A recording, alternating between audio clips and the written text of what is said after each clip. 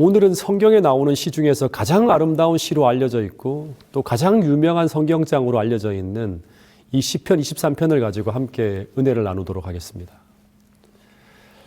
먼저 이 시를 쓴 사람은 다윗이라고 하는 사람인데, 다윗은 왕이 되기 전까지 이름 없는 무명의 목동이었던 사람입니다. 그래서 보통은 이 시가 이 다윗이 목동이던 시절에 그냥 푸른 풀밭에 앉아서 멋진 시골 풍경을 감상하며 한가롭고 평안하게 지은 시가 이 시편 23편의 시라고 생각하기 쉽습니다. 그런데 이렇게 생각하며 이 시를 읽으면 이 시는 오늘을 사는 그리스도인들에게 전혀 공감이 안 되는 시가 될 수도 있습니다.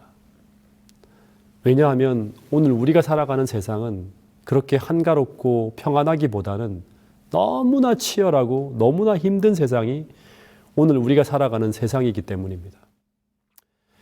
몇 년 전에 제가 이 시편 23편을 쭉 읽고 묵상하던 그런 시절에 제게 어떤 일들이 벌어지고 있었는가 하면, 저희 어머니가 암 진단을 받으시고 이제 병원에서는 더 이상 치료가 불가능하다고 하는 진단을 받으셨습니다.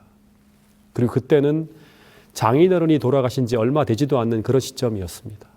그래서 그런 고민을 하고 있는 그때 또 설상가상으로 저희 장모님이 허리골절로 편찮으시다는 이야기를 듣게 됩니다. 근데 그때 이 시편 23편의 말씀은 제게 이런 질문을 던지고 있었습니다.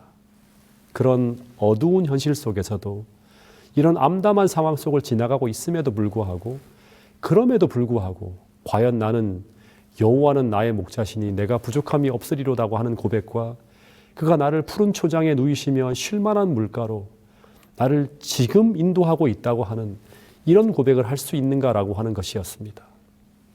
그런데 이 시편 23편을 쓴 다윗은 이 시를 통해서 그렇다라고 말하고 있는 것입니다. 왜냐하면 그의 인생은 이런 평화로운 들판과 같은 그런 풍경이 펼쳐지고 있는 그런 배경으로 이 시를 쓴 것이 아니라, 그는 오늘 우리가 겪고 있던 그런 치열한 삶의 전쟁터를 지나가는 그런 인생 속에서 이 시를 썼기 때문입니다. 다시 말하면 이 시를 쓴 다윗은 철부지 목동으로서가 아니라 매 순간 생사를 넘나드는 그 죽음의 골짜기에서 그가 하나님을 경험하며 부른 인생의 노래가 바로 시편 23편의 시라고 하는 것입니다. 그런데 이 시편 23편에서 가장 중요한 단어가 무엇일까요? 그것은 바로 여호와는 나의 목자라고 하는 것입니다.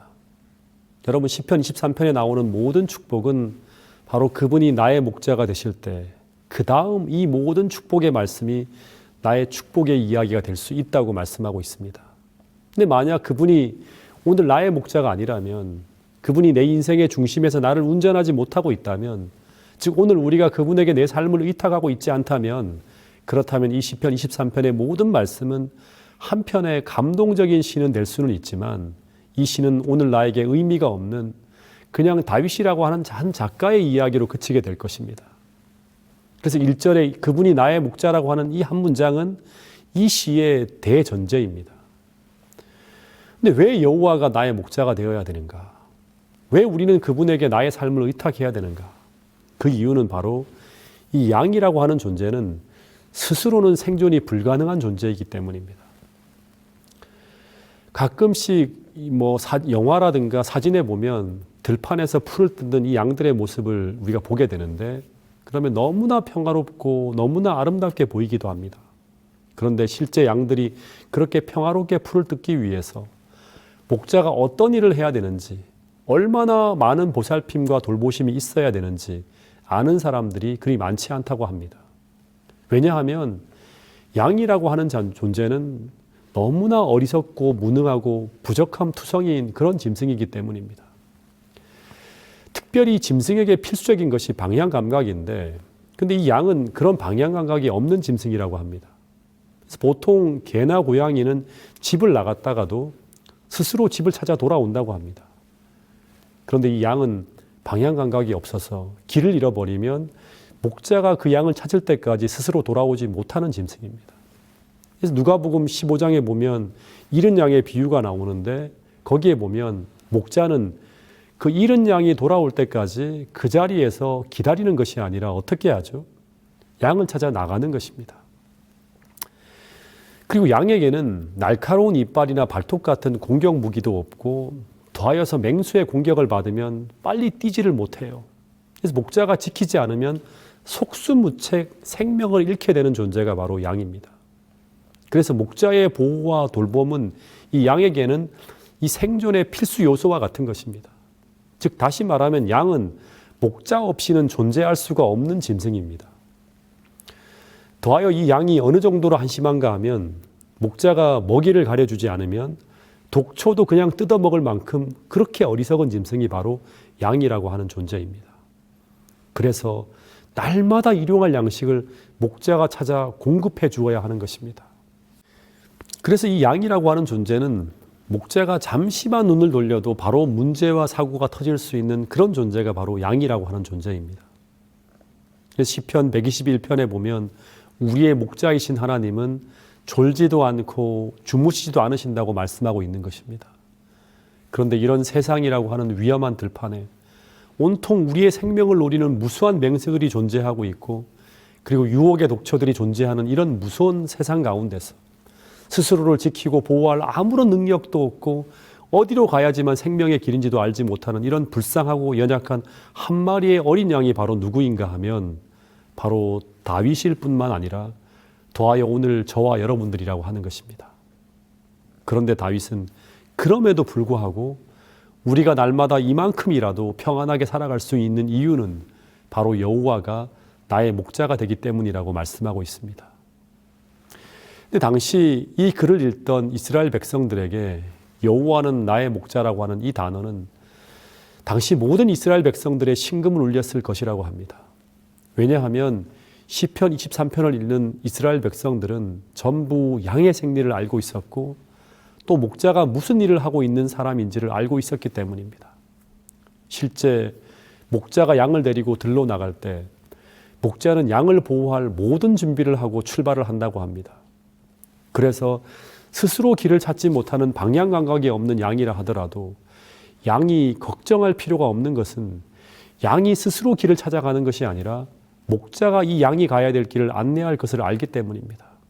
그것이 바로 이스라엘 백성들을 구름 기둥과 불 기둥으로 인도하시는 그런 하나님의 모습이었죠.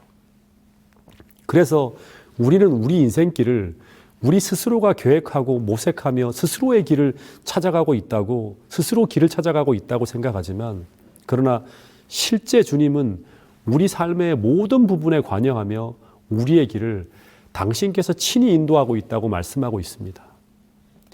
잠언 16장 9절에는 이런 말씀이 있습니다. 사람이 마음으로 자기의 길을 계획할지라도 그의 걸음을 인도하시는 이는 여호와시니라. 뿐만 아니라 이 목자가 인도하는 그 길에는 마치 출애굽 당시 이스라엘 백성들의 앞길에 끊임없이 먹을 것과 마실 것이 제공되어지고 있는 것처럼 양들의 먹을 것과 마실 것이 풍성하게 펼쳐져 있고, 그리고 피곤할 때는 잔잔한 물가의 휴식이 제공되어지고, 상처받았을 때는 올리브 기름을 바른 부드러운 손으로 치료해주며, 그러면서 우리가 반드시 가야 될 그 인생의 최종 목적지를 향해서 하나님은 끊임없이 우리를 인도하고 있다고 말씀하고 있습니다. 그 손길이 잘 보이지 않고 잘 느껴지지 않을지라도 하나님은 우리를 끊임없이 인도하고 있으시다고 말씀하고 있습니다. 그러다가 드디어 이제 모든 양들이 지치고 피곤해진 저녁에는, 어쩌면 우리 인생의 저녁에는 일몰과 함께 평안한 안식처로 인도되어서 목자와 함께 영원한 안식에 들어가는 이 모습이 이 한 편의 시를 통해서 보여주는 목자의 모습이자 또한 우리 하나님께서 우리를 인도하시는 우리 인생의 모습이라고 합니다. 여러분, 하나님은 이런 모습으로 우리를 인도해 오셨다고 말씀하고 있습니다. 정말 궁금한 것은 하나님은 다윗에게 정말로 그의 모든 생애마다 이 시편 23편 1절의 말씀처럼 언제나 부족함 없이 모든 것을 다 채워주었는가 하는 것입니다. 여러분, 성경의 대부분의 이야기는 언제나 한순간이 아니라 그의 인생의 처음부터 끝까지를 봐야 합니다.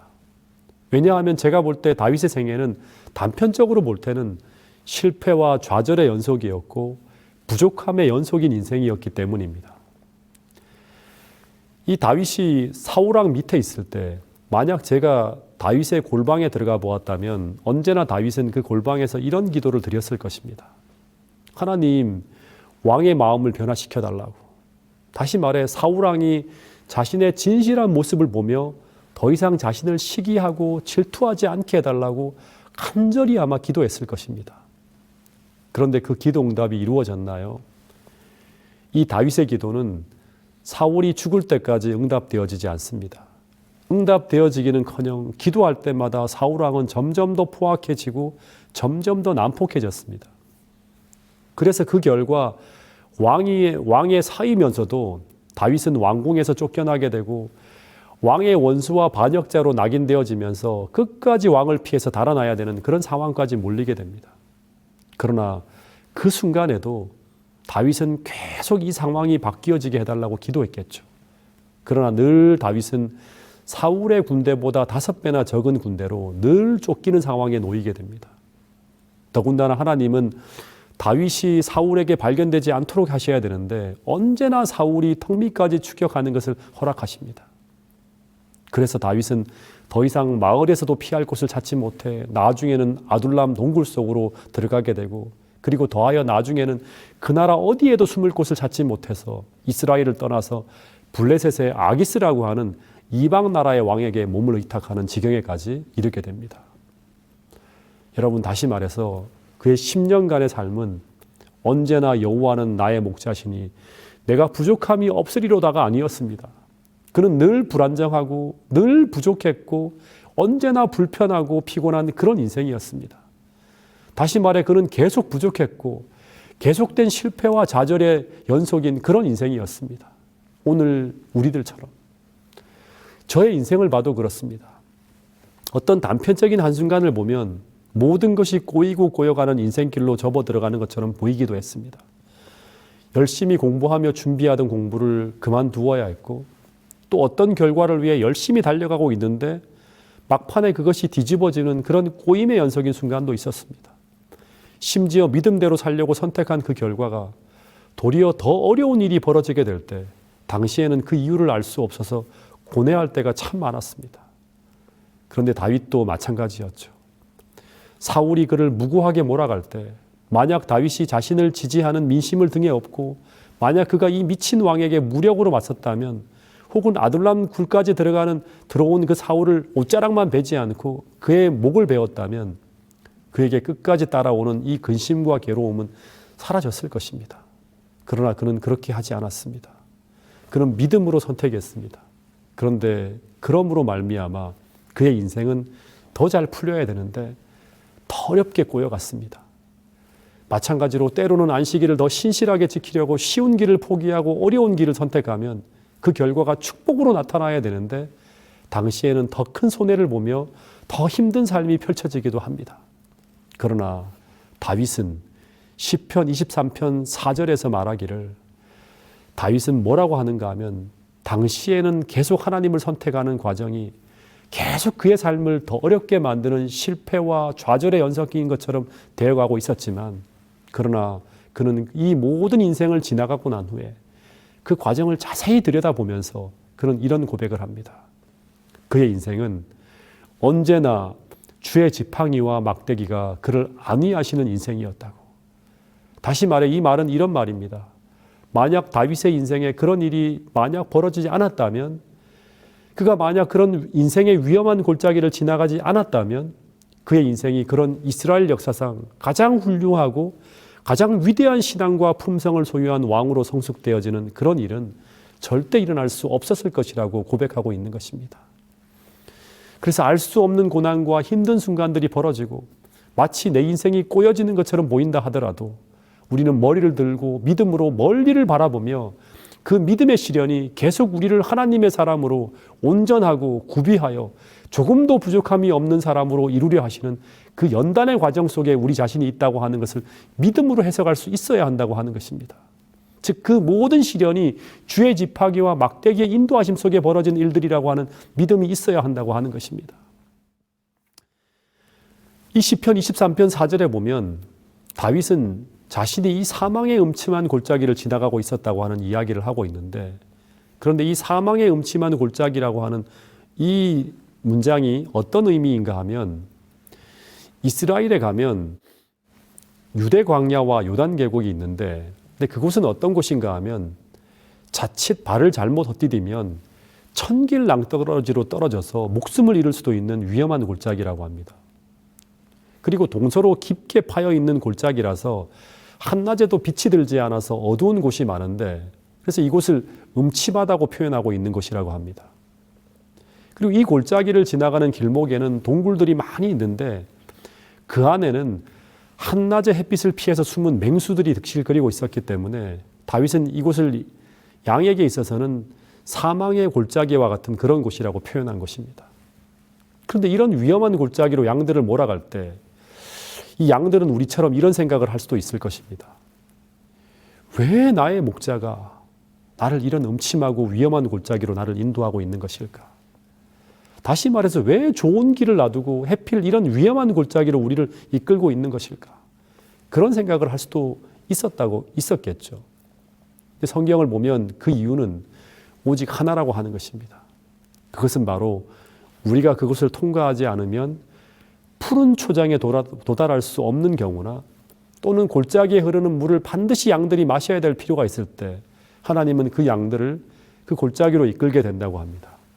즉 양들의 유익을 위한 경우가 아니면 절대로 그 위험한 곳을 지나가지 않는다고 하는 것입니다. 그리고 양들이 이런 위험한 골짜기를 통과해 갈 경우 목자는 그 어느 때보다도 양떼의 안전에 신경을 쓰게 된다고 하는 것입니다. 심지어 두려워하는 양이 있으면 친히 안나서 건너가게 되고 사나운 맹수가 나타나면 지팡이와 막대기로 막 쫓으면서 지나가게 되고 그러면서 이 죽음의 골짜기를 최대한 빠르고 최대한 신속하게 통과하려고 한다고 하는 것입니다.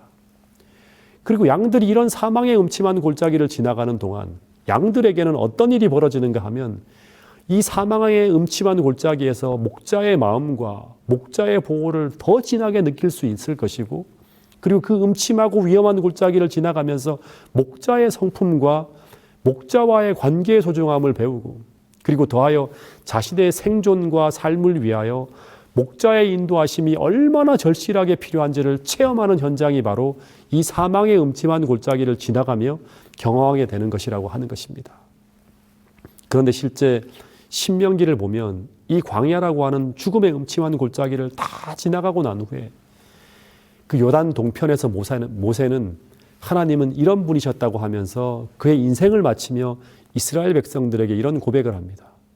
신명기 1장 31절부터 33절 말씀인데요. 광야에서도 너희가 당하였거니와 사람이 자기의 아들을 아는 것 같이 너희 하나님 여호와께서 너희가 걸어온 길에서 너희를 아느사 이곳까지 이르게 하셨느니라. 그는 너희보다 먼저 그 길을 가시며 장막 칠 곳을 찾으시고 밤에는 불로 낮에는 구름으로 너희가 갈 길을 지시하신 자신이라. 그런데 이 말씀 속에는 이런 의미가 담겨 있는 것입니다.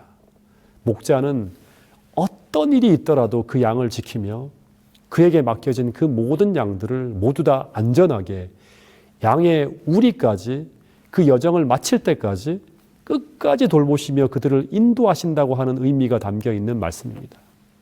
그래서 이 사실을 확인한 시편 기자는 또 이런 말씀을 하고 있는 것입니다.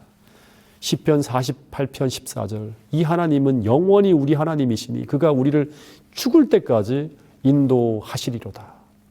그래서 매번 넘어지고 쓰러지고 때로는 우리 인생에 실패와 어려움이 닥쳐온다 하더라도 우리가 절망하고 좌절하는 것이 아니라 우리의 앞과 뒤에서 주의 지팡이와 막대기로 우리를 안위하고 계시는 하나님을 생각하며 어떤 순간에도 주께서 우리 인생을 이끌고 계시다고 하는 것을 믿음으로 바라보며 절대 좌절하거나 포기하지 않는 사람들이 바로 이 하나님을 나의 목자로 삼고 살아가는 그리스도인이라고 하는 것입니다. 여러분, 저는 처음 2007년에 목회를 나올 때 낯선 교회에 가서 목회를 한다고 하는 것이 제 아내나 저에게는 두려운 일이었습니다. 왜냐하면 목회라고 하는 것이 단순히 설교만 하는 자리가 아니라 사람을 상대해야 되는 자리이기 때문입니다.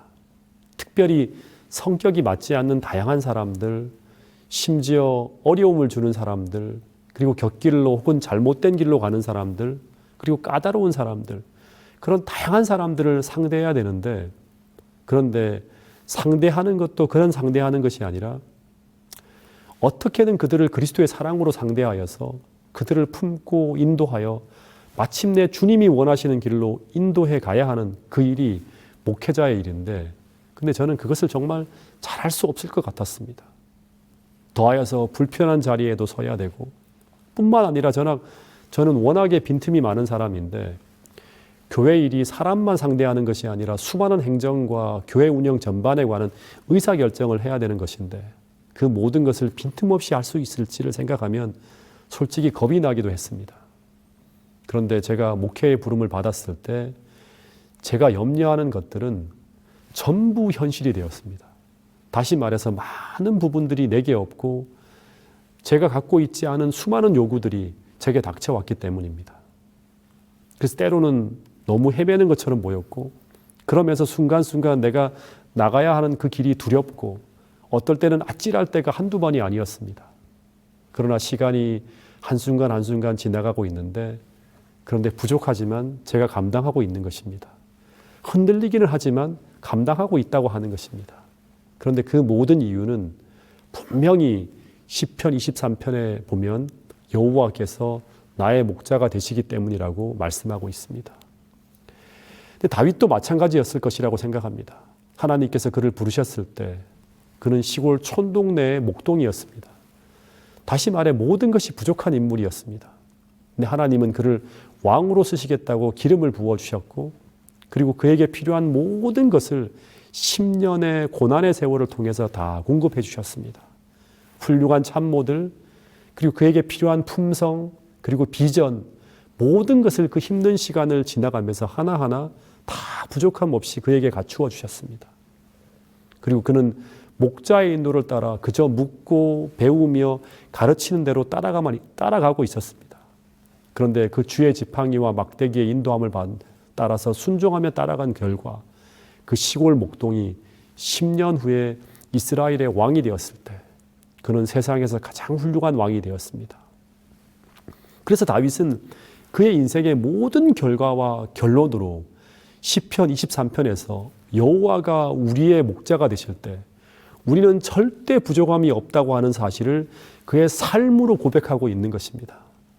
여러분, 이제 말씀을 마치면서 만약 전능하신 하나님이 다윗에게처럼 오늘 우리에게도 우리의 목자가 되신다면, 다시 말해 오늘 우리가 다윗처럼 하나님을 의지하고 의탁하는 그런 믿음으로 살아갈 수만 있다면, 그렇다면 지금 당장은 처절하고 고통스럽고 불편하고 부족함 투성이의 순간들을 지나가고 있는 듯이 보일지 모르지만 인생의 끝까지를 다 지나갔을 때 다윗처럼 하나님께서는 나를 부족함 없는 훌륭한 인생으로 인도하여 주셨다고 우리도 고백할 수 있을 것입니다.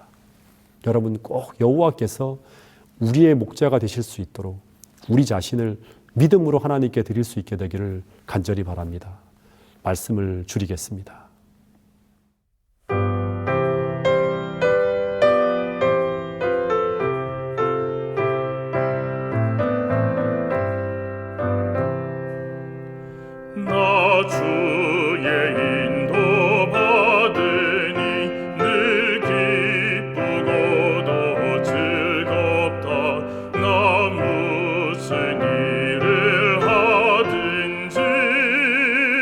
늘 인도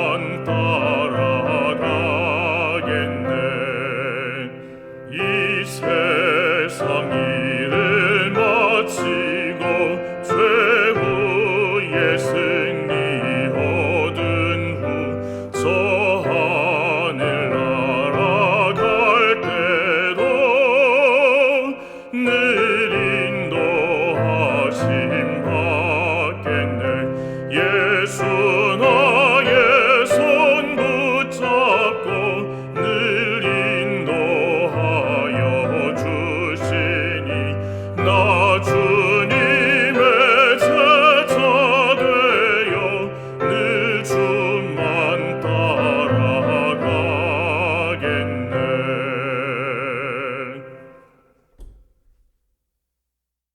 하늘에 계신 우리 아버지 하나님, 오늘 시편 23편의 말씀처럼 우리 인생에 여호와께서 우리의 목자가 되실 때 우리의 모든 부족함들을 하나님께서 채워주시고, 또 우리가 정말 힘들고 어려운 순간마다 우리를 쉴 만한 물가와 또 우리에게 필요한 것을 공급해 주시는 푸른 초장으로 인도하시는 그 하나님이 계심을 배우게 하여 주셔서 감사합니다.